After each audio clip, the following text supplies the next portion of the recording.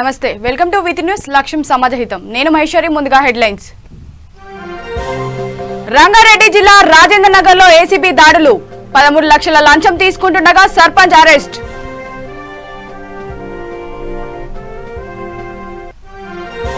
విశాఖ జిల్లా జీహెచ్ఎంసీ ఎన్నికల్లో TDP road show దోపిడీ రాజ్యం అరాచకాలపై చంద్రబాబు ఫైర్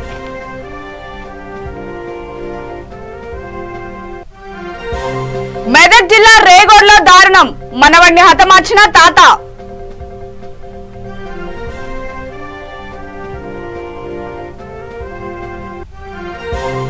విజయనగరం జిల్లా కొండవానిపాలెంలో అగ్ని ప్రమాదం 40 ఇళ్లు దగ్ధం సుమారు 20 లక్షల ఆస్తి నష్టం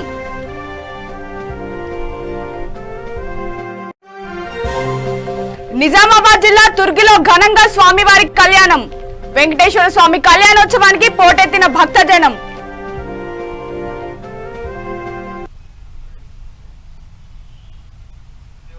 ఇక డీటెయిల్స్ చూస్తే రంగారెడ్డి జిల్లా రాజేంద్ర నగర్ షాదాన్ కళాశాల వద్ద అవినీతి నిరోధక శాఖ అధికారులు మెరుపు దాడులు చేశారు. వికారాబాద్ జిల్లా పూడూరు మండలం మన్నెగూడ సర్పంచ్ ను రెడ్ హ్యాండెడ్ గా ఏసీబీ అధికారులు పట్టుకున్నారు. ఏ వెంచర్ అనుమతి కోసం 20 లక్షలు డిమాండ్ చేసిన సర్పంచ్ 13 లక్షల రూపాయలు తీసుకుంటుండగా ఏసీబీ అధికారులు దాడులు చేశాయి. రాజేంద్ర నగర్ షాదాన్ కళాశాల వద్ద రోడ్డుపై డబ్బులు తీసుకుంటుండగా అధికారులు పట్టుకున్నారు.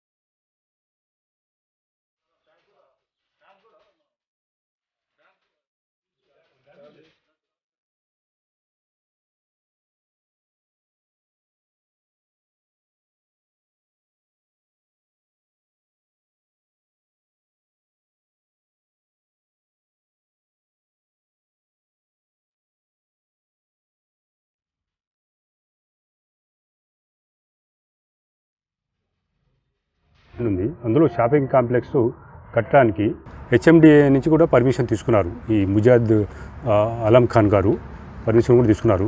తీసుకున్న తర్వాత కన్స్ట్రక్షన్ స్టార్ట్ చేస్తూ ఉంటే ఈయన సర్పంచ్ మీరు బిల్డింగ్ కట్టొద్దు, నాకు కట్టాలంటే 20 లక్షల రూపాయలు లంచంగా ఇవ్వాలి అని డిమాండ్ చేసిండు. ఇప్పుడు గత నెల రోజుల నుంచి కూడా ఎప్పుడు పని స్టార్ట్ చేసినా వాళ్ళు పోయి వాళ్ళని బలవంతంగా ఆపేస్తున్నాడు పని. దాని మీద వాళ్ళు మాట్లాడితే 20 లక్షలు మాట్లాడితే తర్వాత మొన్న మళ్ళీ క్లియర్గా ఎంత కావాలి అంత అయితే కుదరదు అని ఈ సాదిచ్ పాషా ఎరమాడితే 13 లక్షలు ఈరోజు ఇక్కడ ఇచ్చేస్తే శుక్రవారం ఇచ్చేస్తే మీకు ఎలాంటి అడ్డంకులు లేకుండా నేను చూస్తానని చెప్పిండు. అందువల్ల ఈరోజు 13 లక్షలు తీసుకురమ్మని ఈరోజు ఉదయం కూడా ఫోన్ చేసిండు. ఆయన ఫోన్ చేసి ఇక్కడికి ఈ ఆర్ఎంఎస్ఎం దగ్గరికి రమ్మని చెప్పిండు. ఆయన ఇక్కడికి రాగానే ఆర్ఎంఎస్ఎం దగ్గర రోడ్డు పైన తీసుకున్నాడు. డబ్బులు తీసుకుని ఆడ కారులో తీసుకొని వెంట ఉండగా మేము ఆయన్ని వెంబడించి ఆయన కారుతో పాటు ఆయన్ని పట్టుకున్నాము. ఈరోజు ఇప్పుడు ఆయన పంచనామా చేసి ఇప్పుడు ఆయన సర్పంచ్ వినోద్ని ఈరోజు ఇప్పుడు అరెస్ట్ చేస్తున్నాము. కోర్టులో ప్రొడ్యూస్ చేస్తాము. రేపు చెంచలగూడ జైల్లో కూడా హ్యాండ్ ఓవర్ చేస్తాం. ఈయన ఒక్కడే ఉన్నాడు, వినోద్ ఒక్కడే ఉన్నాడు. సెక్రటరీ పాత్ర కూడా ఉంది అంటారు సార్. సెక్రటరీ పాత్ర ఏం లేదు. అంటే ఇప్పుడు సర్పంచ్ గవర్నమెంట్ ఎంప్లాయీ కాదు కదా సార్? అంటే ఆయనకు జీతం వస్తుంది కాబట్టి గవర్నమెంట్ ఎంప్లాయీ. ఆయన కూడా గవర్నమెంట్ ఎంప్లాయీ కింద లెక్క. జీతం వస్తుంది సర్పంచ్ కాబట్టి ఆయన కూడా గవర్నమెంట్ ఎంప్లాయీ. ఈవిజం చేసుకుంటా జనాల్ని బాగా ఇబ్బంది పెట్టేవాళ్ళని మీ ఎట్టి పరిస్థితిలో వదిలిపెట్టము. కాబట్టి సామాన్య జనం ఇలాంటి ఏమైనా ఉంటే ఇలాంటి వృత్తాంతాలు కానీ ఇలాంటి సంఘటనలు కానీ ఎవరైనా డబ్బులు డిమాండ్ చేసి ఉంటే మా దగ్గరికి వస్తే వాళ్ళకి పూర్తి న్యాయం చేస్తాము. ఈ విధంగా రౌడీజం చేసే వాళ్ళని మేము పట్టుకుంటాం. వాళ్ళని ఏసీబీ కోర్టులో ప్రొడ్యూస్ చేస్తాం. తర్వాత వాళ్ళని జైలుకు కూడా పంపుతాం. ఓకే. విశాఖ జీహెచ్ఎంసీ ఎన్నికల ప్రచారంలో టీడీపీ దూసుకుపోతుంది. పెందుర్తిలోని చంద్రబాబు రోడ్ షో నిర్వహించారు. అనంతరం పెందుర్తి, చినముషినివాడ, వేపగుంట, గోపాలపట్నం జంక్షన్లలో ప్రజలను ఉద్దేశించి ప్రసంగించారు. అరాచక పాలనను అంతమొందించే ప్రజాస్వామ్యాన్ని పరిరక్షించుకునే పోరాటం విశాఖ నుంచే ప్రారంభం కావాలన్నారు. అందరం కలిసి పోరాడి రాష్ట్రాన్ని కాపాడుకుందామని పిలుపునిచ్చారు. దోపిడీ రాజ్యం, అరాచకాలపై మేధావులు స్పందించి ముందుకు రావాలన్నారు.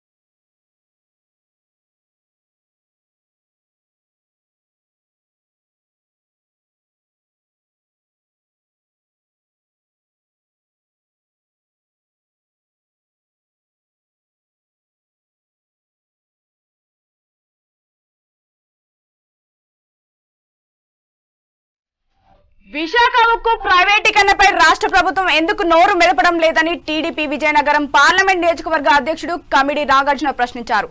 అశోక్ బంగ్లాలో మీడియాతో మాట్లాడుతూ ఎక్కువ మంది ఎంపీలను ఇస్తే ప్రత్యేక హోదా సాధిస్తామని ఎన్నికల ముందు కట్టుకథలు చెప్పి ఇప్పుడు కనీసం స్పందించడం లేదని విమర్శించారు.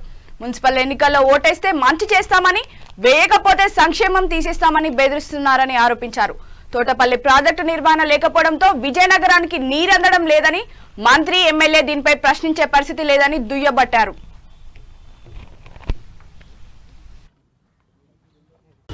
అందరికీ నమస్కారం అండి. ప్రధానంగా ఈవేళ 2 అంశాల గురించి మాట్లాడుతాను, అది మీరు చూసుకోండి.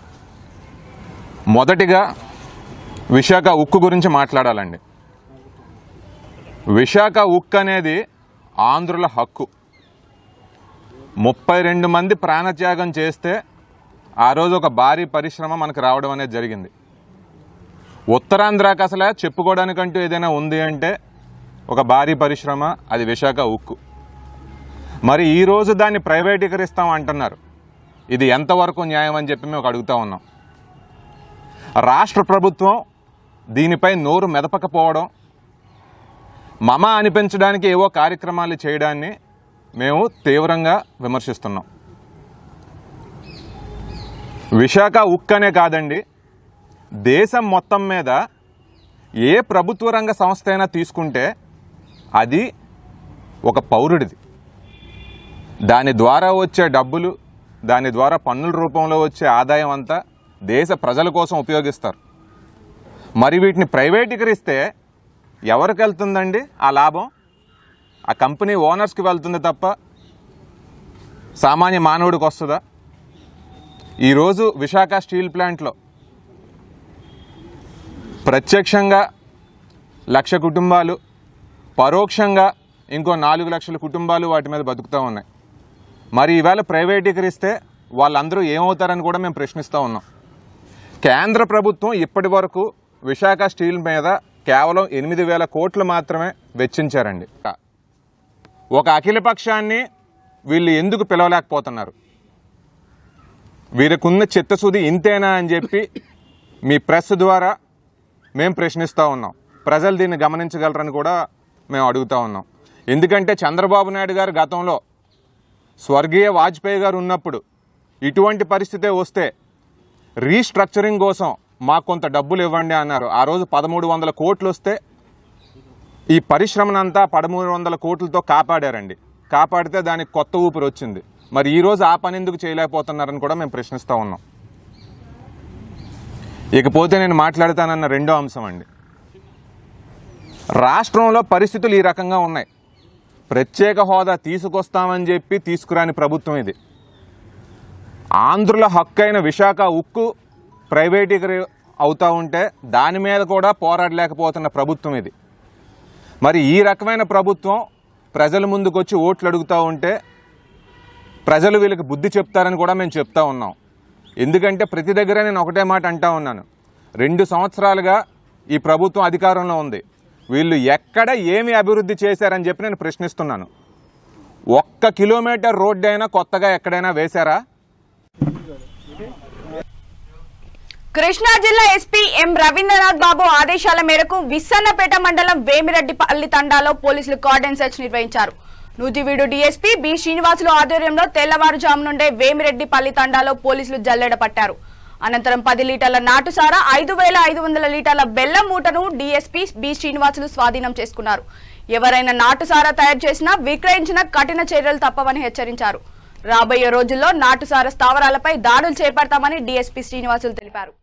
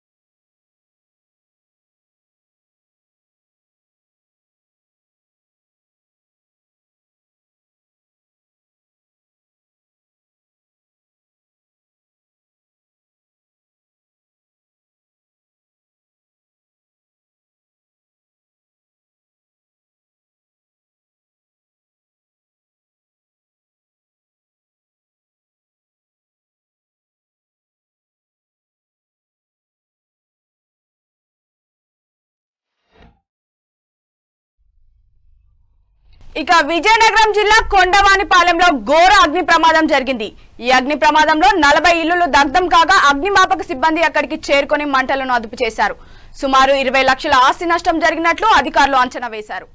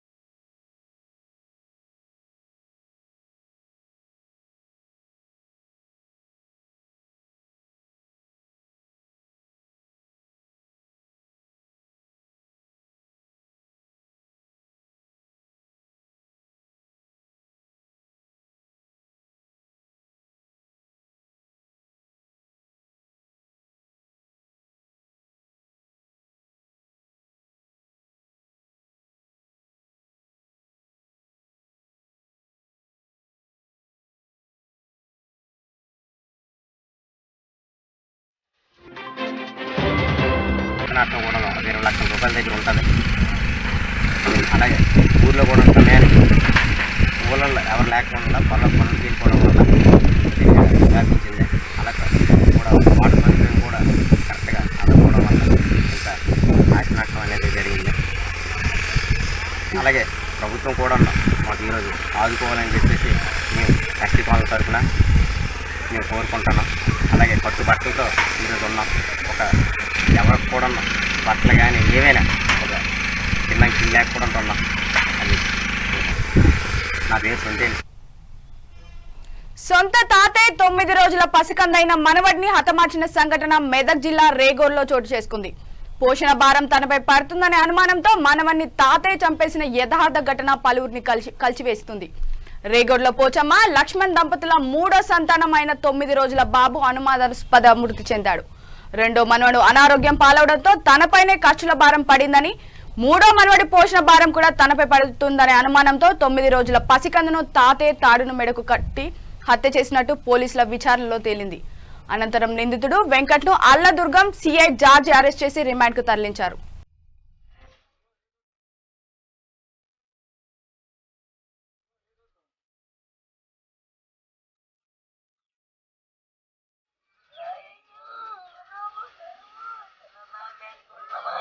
అనేసి ఇంట్లో నుంచి వెళ్ళిపోతారనేసి ఎప్పుడు అంటూ ఉంటుంది. అందువలన ఈ అబ్బాయి కూడా మా మీద పడతాడేమో అనే ఉద్దేశంతో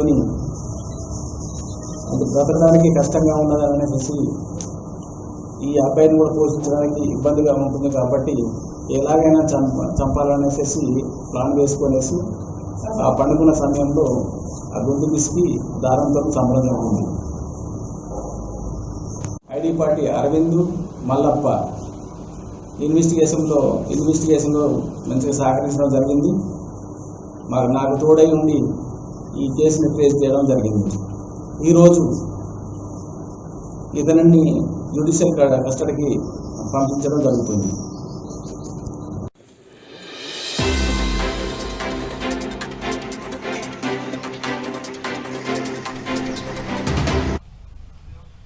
కృష్ణా జిల్లా పామరు నియోజకవర్గంలోని తోట్ల వల్లూరు మండలం కుమ్మమూరులో అగ్ని ప్రమాదం జరిగింది. ఈ అగ్ని ప్రమాదంలో మద్దులవానిగూడెం రోడ్లు కాల్వకట్టపై నివాసం ఉండే 10 పూరిళ్లు దగ్ధం కాగా 12 గొర్రెలు అగ్నికి ఆహుతి అయ్యాయి. హుటాహుటిగా అగ్నిమాపక సిబ్బంది అక్కడికి చేరుకొని మంటలను అదుపు చేశారు. కరెంట్ షార్ట్ సర్క్యూట్ వల్ల గ్యాస్ సిలిండర్ పేలి ఈ అగ్ని ప్రమాదం సంభవించిందని అధికారులు వెల్లడించారు.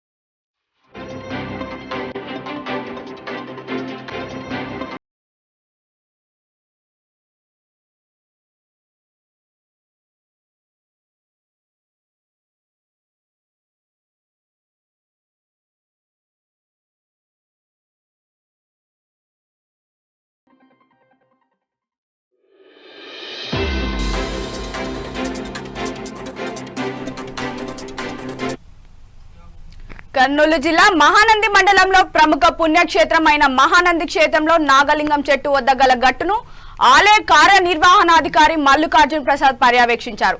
అనంతరం పునర్నిర్మాణ దాతలు దాడిశెట్టి వీరబ్రహ్మం సునీత దంపతుల సహకారంతో పునర్నిర్మాణం గావించి ఇక్కడ గల పురాతనమైన 25 నాగదేవతల విగ్రహాల పునఃప్రతిష్ఠ కార్యక్రమం ఘనంగా నిర్వహించారు.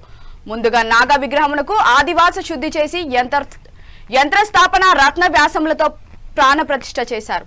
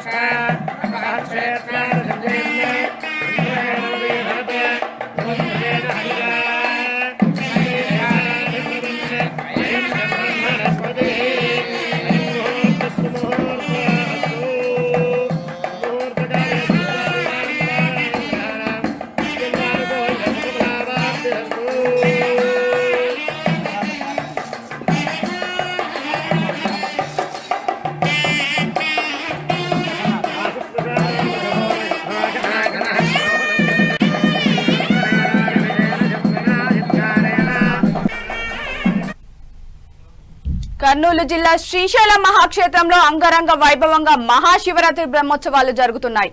భృంగి వాహనంలో వేంచేబు చేసి పూజాధికాలు అందుకొని బ్రహ్మరాంబ మల్లికార్జున స్వామి వార్లు భక్తులకు దర్శనమిచ్చారు. ఈ బ్రహ్మోత్సవాల్లో పలు సాంస్కృతిక కళా నృత్యాలు అందరినీ ఆకట్టుకున్నాయి.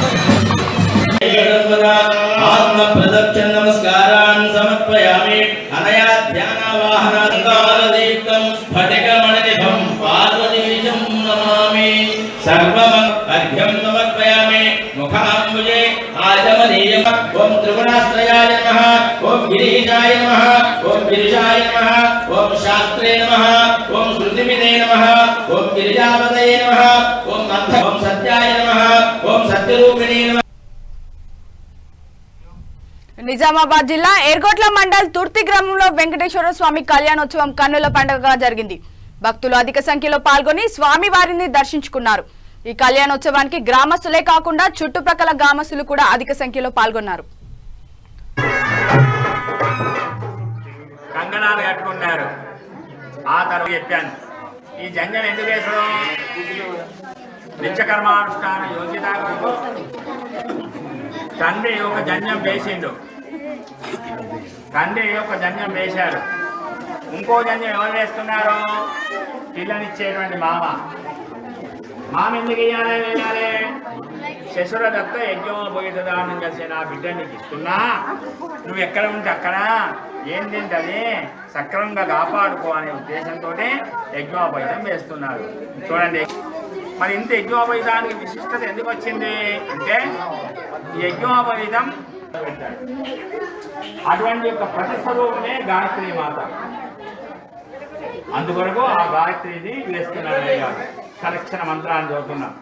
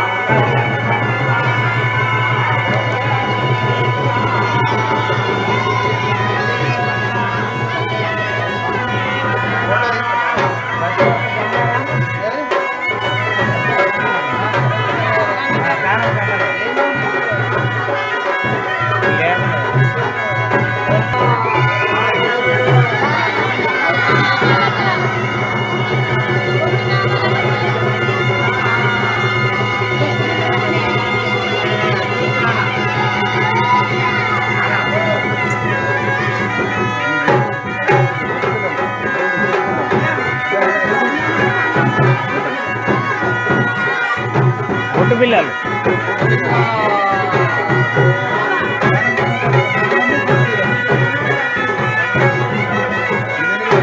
ఎన్ని పొట్టు పిల్లలు? రెండు పొట్టు పిల్లలు. లక్కీ ఫోటోలు చెప్పిరా ఏమేమున్నది? నామాలు పొట్టు పిల్లలు రెండు.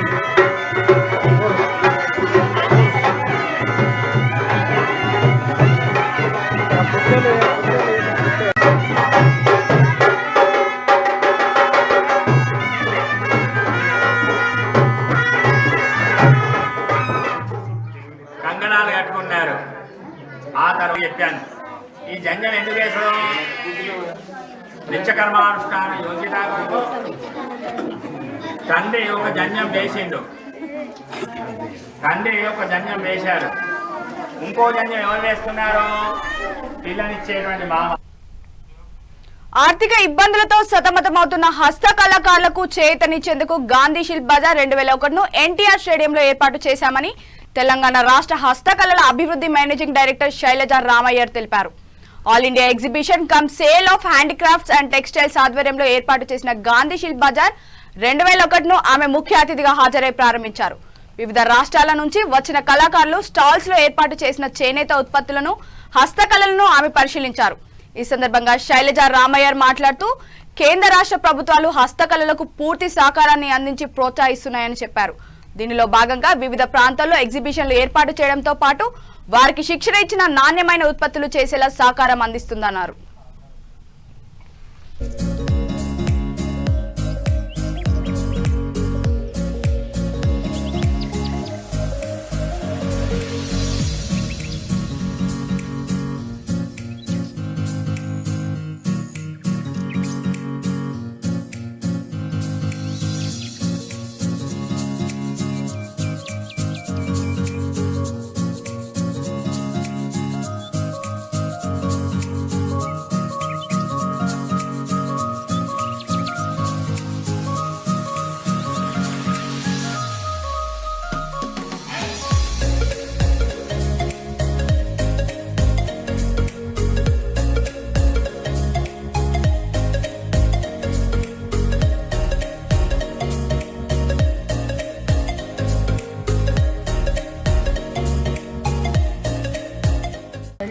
కాబట్టి ప్రభుత్వము అదేవిధంగా గవర్నమెంట్ ఆఫ్ ఇండియా నుంచి కూడా మేము ధైర్యం చేసి ఈ గాంధీ శిల్ప బజార్ని ఇప్పుడు ఈరోజు ఇనాగ్రేట్ చేయడం జరిగింది. మరియు అయినా ఉన్నటువంటి కరోనా ప్రికాషన్స్ అన్నీ కూడా తీసుకోవాల్సినటువంటి అవసరం ఉంది కాబట్టి మీరు చూస్తున్నారు.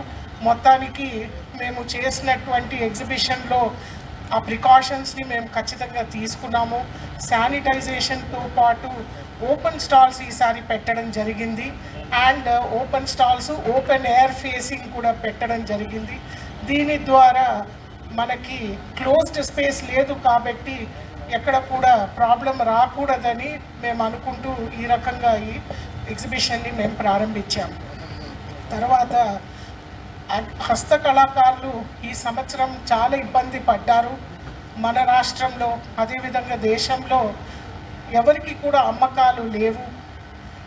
అందరికి ఉపాధి కోల్పోయారు కాబట్టి చాలామంది ఒక 4, 5, 6 నెలలు మాకు చేసినటువంటి హస్తకళ వస్తువులు ఎక్కువగా ఒక లగ్జరీ గుడ్గా అందరూ చూస్తారు కాబట్టి వీటి కొనుగోలు అసలే కాలేదు. మరియు ఈ ఎగ్జిబిషన్ ద్వారా ఈ సంవత్సరము సేల్స్ మెల్లమెల్లగా ప్రతి ఒక్క హస్తకళాకారుడి సేల్స్ని పెంచాలి. ఈ రకంగా మళ్ళీ ఒక్కసారి ఈ రంగంలో ఒక ఊపిరి పోయాలి అని ఒక తపనతోనే ఈ గాంధీ శిల్ప బజార్ ఈరోజు చేయడం జరిగింది. ఇక్కడ వచ్చినటువంటి పబ్లిక్ ముఖ్యంగా కొనే ప్రతి వస్తువు డైరెక్ట్గా ఆ హస్తకళాకారుడు దగ్గర నుంచి కొంటున్నారు కాబట్టి దీని ద్వారా ఆ హస్తకళకి మరి ఆ కళాకారుడికి ఇద్దరికి వాళ్ళు ఊపిరి ఇచ్చినట్టు ఉపాధి పోసినట్టు ఉంటుంది. కాబట్టి హైదరాబాద్ వాసులందరూ కూడా ఖచ్చితంగా రావాలి, కొనుగోలు చేయాలి అని మేము కోరుకుంటున్నాము. రంగారెడ్డి జిల్లా రాజేంద్ర నగర్ లో ఏసీబీ దాడులు. 13 లక్షల లంచం తీసుకుంటుండగా సర్పంచ్ అరెస్ట్. విశాఖ జిల్లా జీహెచ్ఎంసీ ఎన్నికల్లో టీడీపీ రోడ్ షో. దోపిడీ రాజ్యం అరాచకాలపై చంద్రబాబు ఫైర్. మెదక్ జిల్లా రేగోడ్లో దారుణం, మనవడిని హతమార్చిన తాత.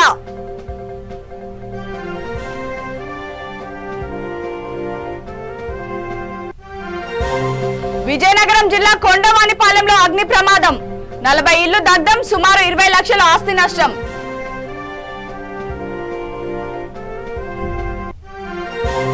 నిజామాబాద్ జిల్లా తుర్గిలో ఘనంగా స్వామివారి కళ్యాణం, వెంకటేశ్వర స్వామి కళ్యాణోత్సవానికి పోటెత్తిన భక్తజనం.